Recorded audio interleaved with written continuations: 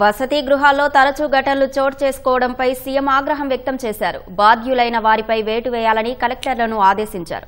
మరిన్ని వివరాలు మా ప్రతినిధి రమ్యను అడిగి తెలుసుకుందాం. రమ్య, హాస్టళ్లలో ఘటనలపై సీఎం స్పందన ఏంటి? రాష్ట్రాన్ని కొద్దిసేపటి క్రితమే సీఎం దీనికి సంబంధించి ఆదేశాలు సైతం జారీ చేయడం జరిగింది. దీనికి సంబంధించి ఏదైతే రాష్ట్రంలో చూసినట్టు ఇటీవల కాలంలో వరుసగా అటు గురుకులాలు కావచ్చు, అదేవిధంగా ప్రభుత్వ పాఠశాలల్లో మధ్యాహ్న భోజనానికి సంబంధించి ఆహారం వికసించి పలువురు విద్యార్థులు ఆసుపత్రి పాలైన ఘటనలకు సంబంధించి సీఎం తీవ్రంగా ఆగ్రహం వ్యక్తం చేశారు.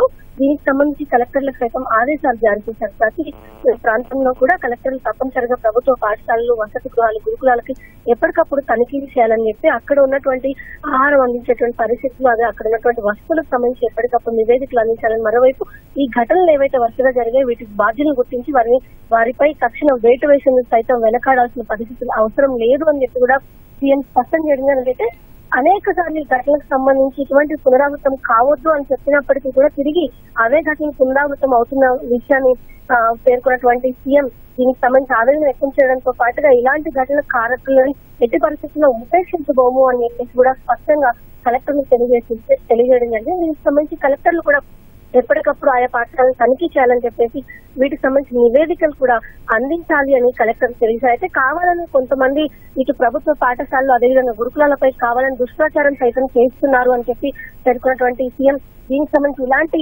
ఏదైతే చర్యలకు పాల్పడేవారన్నారో కావాలని దుష్ప్రచారం చేసి తల్లిదండ్రుల్లో కొంత భయాందోళన కలిగించేందుకు సైతం ఎవరైనా ప్రయత్నించినట్లయితే వారిపైన కూడా కఠిన చర్యలు తీసుకోవాలని చెప్పి కలెక్టర్లు సీఎం ఆదేశించడం జరిగింది. ధన్యవాదాలు రమ్య.